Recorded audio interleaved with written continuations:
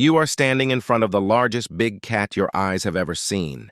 Its golden-orange coat ripples under the sunlight, faint stripes crossing its massive body. Its head is broader than a lion's, its shoulders taller than a tiger's. When it opens its mouth, the sound that escapes is unlike anything you have heard before. Half roar, half growl, shaking the air around you. It looks like the king of all cats, stronger than a lion, larger than a tiger, nature's ultimate predator. But this thought is an illusion. This animal should not even exist. It is not a creation of nature. It is the product of human interference. A lion father, a tiger mother, a child born of two worlds that were never meant to meet. It is called a liger, and though it appears magnificent, its life is filled with tragedy. Behind its size, behind its beauty, lies a lifetime of pain, confusion, and suffering. This is the untold story of the liger. Why it exists, why it suffers, and why its very existence is proof of how dangerous human curiosity can be. The first records of these strange animals appeared in the early 19th century. In 1824, a traveler in India described two unusual cubs kept by a local ruler, cubs that looked like lions with stripes. By 1837, Queen Victoria herself was shown paintings of ligers, animals bred not for science or conservation, but as curiosities. In colonial India, lions and tigers were both seen as symbols of power. To own one was a display of wealth. To own both and then to force them into producing something new was a demonstration of control over nature itself. In Europe, menageries and circuses quickly adopted the idea. Crowds wanted to see the impossible. And nothing looked more impossible than a lion and a tiger fused into one enormous beast. But in the wild, such a union would never happen.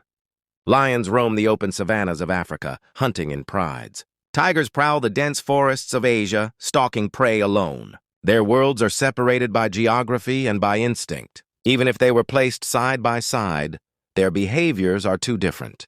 Lions are social rulers. Tigers are solitary hunters. They would not mate naturally. Only in captivity, when humans locked them in the same space, did the liger come into existence. Not as a miracle of evolution, but as a spectacle for human eyes. A liger is the offspring of a male lion and a female tiger. The reverse cross, a male tiger with a lioness, produces something smaller called a tigon. Tigons are less famous, but ligers, on the other hand, are giants. They do not stop growing the way other cats do. This happens because of genetics. In lions, males carry growth-promoting genes that encourage their cubs to grow large and strong. But lionesses carry a genetic break that limits the growth, keeping cubs from becoming dangerously oversized inside the womb. Tigers, however, lack this break. So when a male lion passes his growth-promoting genes to a female tiger's womb, nothing stops the growth. The result is a cub that keeps growing beyond natural limits. Most ligers weigh between 700 and 900 pounds. Some reach over 1,000. The largest recorded liger, Hercules, weighed 922 pounds and measured 11 feet long from head to tail. He was larger than any lion or tiger alive. To the human eye, this size is breathtaking. But for the liger, it is a burden. People see records and headlines. They see photographs of the world's biggest cat. They believe size means strength, power, and superiority. But for the liger, size means struggle. The body is too heavy for its bones. The legs are strained. The spine curves unnaturally. The heart beats too hard, too fast, struggling to pump blood through such a massive body. In nature, every predator's size is carefully balanced with its needs. A tiger is large enough to bring down buffalo, but small enough to stalk silently through forests. A lion is big enough to defend its pride, but light enough to chase prey across the plains. The liger breaks this balance. It is too large to leap like a tiger, too heavy to run like a lion. Its very size, the thing that makes it famous, is the thing that makes its life so hard, and the suffering begins before the liger even takes its first breath. Many cubs never survive birth. Their bodies are deformed. Their organs fail before they can even open their eyes. Others are stillborn, their size overwhelming their mother during pregnancy. Even for the cubs that do survive, life is fragile. Their skeletons grow too quickly for their joints to support them. Their hearts enlarge, but not in strength, in weakness. Their kidneys collapse under the pressure of their oversized frames. Veterinarians who have treated ligers describe them as puzzles of pain. Every part of their body fights against itself. Lion genes pull in one direction, tiger genes in another, leaving behind confusion, instability, and disease. A liger that looks healthy to a visitor may be secretly suffering from arthritis, heart murmurs, or breathing disorders. Many die young, long before the ages lions or tigers normally reach. Carrying such a body is a cruel fate. Every step is a reminder of pain. Some ligers develop neurological issues, seizures, loss of coordination, erratic behavior. Others limp from early adulthood, their joints grinding under their immense weight. Painkillers can only ease the suffering, never erase it. And reproduction is almost impossible. Most males are sterile, incapable of passing on their genes. A few females have produced cubs, but pregnancies are dangerous and often end in complications. The liger is not built to thrive. It is built to struggle, and all of this suffering comes from one truth. This creature was never supposed to exist. The liger lives in captivity, but captivity is not just a cage of metal bars or fences. It is a cage of loneliness. A lion grows up surrounded by its pride, learning to hunt, play, and roar alongside siblings. A tiger grows up in solitude, perfecting the art of stealth and independence. The liger belongs to neither world. It is not accepted by lions. It is not recognized by tigers. It has no natural social structure, no identity in the wild order of things. In the enclosures where they are kept, ligers are often displayed as spectacles. Visitors point, laugh, and stare at the giant cat, marveling at its size without understanding the price of that size. The animal walks back and forth, a restless motion known as pacing. It is a sign of stress, frustration, and boredom. Its world is small. Its instincts are trapped inside a body that cannot follow them. In some places, circuses and private owners have used ligers for shows. Trainers encourage them to jump through hoops, stand on hind legs, or perform tricks. Crowds clap at the sight of the largest cat in the world. But forcing such an oversized animal into such performances only adds to its suffering. Joints weaken, hearts strain, and stress grows with every unnatural demand placed upon it. The truth is, ligers have no role in conservation.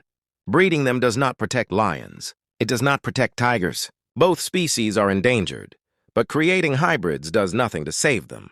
Every liger born in captivity is a distraction from the real fight, protecting wild lions in Africa and wild tigers in Asia, where habitat loss and poaching threaten their survival.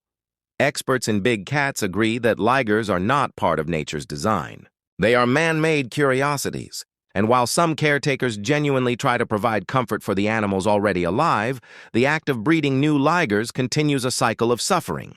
To bring such creatures into the world knowingly, knowing the health risks and the lack of purpose is to create life for entertainment, not for survival. Behind every viral video of a liger swimming, running, or roaring is a hidden story of medical checkups, joint pain, and shortened lifespans. Behind every photograph of a smiling tourist next to a giant cat is the story of a creature trapped in an identity crisis, denied the natural life of a lion or a tiger. And yet, there is something deeply tragic about the liger's beauty. When you look into its eyes, you see the power of two great predators mixed together. You see strength, grace, and majesty. It is not the liger's fault that it exists. It did not choose to be born. It did not choose to live with bones that ache and a heart that struggles. It simply lives the life humans forced upon it. The liger is not a monster. It is not an abomination.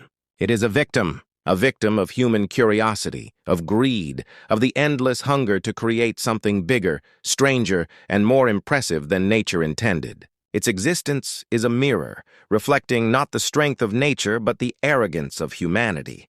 And yet, even in its suffering, the liger continues to capture the imagination of those who see it. It continues to raise questions. Why do we humans force such hybrids into being? Why are we not content with the perfection that already exists in lions and tigers? Why do we continue to value spectacle over compassion? The answer lies in our history. For centuries, humans have bred animals for traits that entertained or impressed us. From dogs with exaggerated features to horses bred for size and speed. The liger is simply the extreme version of this pattern, a living giant not for survival but for display. But every display has a hidden cost, and for the liger, that cost is its entire life. In today's world, the most famous liger is known as Hercules. He lives in a wildlife reserve in the United States and has been called the largest living cat on Earth. Weighing more than 900 pounds, he is bigger than any lion or tiger alive. His massive frame has made him a celebrity, featured in documentaries and even in the Guinness World Records. People flock to see him, fascinated by his size and presence. But behind his fame lies the same story of pain and limitation that every liger carries. His joints have struggled under the weight of his body. His caretakers must constantly monitor his diet and health, knowing that even a small imbalance could threaten his life. Hercules is not alone. Across private zoos, roadside attractions, and breeding centers, ligers have been born for one purpose: to draw crowds. For some owners, the birth of a liger means headlines, ticket sales, and money. Breeders market them as wonders of the animal kingdom, carefully avoiding the truth that such hybrids do not occur naturally and that most of them suffer hidden health issues from the very start. There have been cases where ligers died young, never reaching adulthood. Others lived but spent much of their time under medical supervision. Breeding them is not about helping animals. It is about human fascination with rarity. And when profit is the goal, compassion often becomes secondary. In cultural history, the liger has taken on strange symbolic meanings. In one famous film, it was mentioned as a mythical beast, a joke that became part of pop culture. On the internet, pictures of enormous ligers spread quickly, often with captions describing them as magical or legendary. To many people, the liger represents the ultimate fusion of two powerful predators, something almost supernatural. But symbolism cannot hide suffering. The truth is that these animals are trapped between two worlds. They cannot live in the wild because they would not know how to survive. They cannot live freely among lions or tigers because they do not belong to either species. Their entire existence is confined to cages, reserves, or shows. They are animals without a place in nature. This conflict extends to their behavior. A lion roars to declare its territory and to call to its pride. A tiger's roar is different, carrying across the forests to warn rivals. A liger's roar is something in between, a voice that echoes both parents but belongs to neither. Even in its sound, it is a creature of confusion, a blend that reveals its identity crisis. Ethicists and animal rights activists argue that no new ligers should be bred. Their point is clear: lions and tigers are endangered enough. Resources should be spent protecting their natural habitats, fighting poachers, and ensuring the survival of these species in the wild. Creating hybrids does not help this mission. In fact, it distracts from it. Breeding ligers may attract attention, but it does nothing to solve the urgent crisis of vanishing lions and tigers across the globe. And yet, the fascination continues. Some people argue that ligers are a celebration of possibility, that they represent the idea that life can exist beyond boundaries. But when possibility brings only pain, it stops being wonder and becomes cruelty. The liger's life is not a story of success. It is a story of survival under unnatural conditions. As humanity advances in science and technology, the question becomes more pressing. Just because we can create hybrids, should we? Where do we draw the line between curiosity and compassion? Where do we decide that respect for nature matters more than bending it for entertainment? The liger forces us to confront these questions. It is not simply an animal. It is a living reminder of the choices we make as a species. Every time a liger is born, it carries the weight of human desire for spectacle. Every time it suffers, it reminds us of the consequences of that desire. And yet there is hope in the story of ligers too. Not hope for the hybrids themselves, who live difficult and often shortened lives, but hope that their existence can open our eyes. If the world can learn from their story, perhaps we can stop repeating the same mistakes. Perhaps we can choose to protect what is already perfect in lions and tigers, rather than forcing them together in ways that bring misery. The lesson is simple but powerful. Nature is wiser than us. It has shaped lions and tigers over millions of years, giving each a role in its own ecosystem. By creating ligers, we step outside that wisdom, and the result is not strength but suffering. Respecting nature means accepting its boundaries. It means valuing animals for what they are, not for what they could be made into.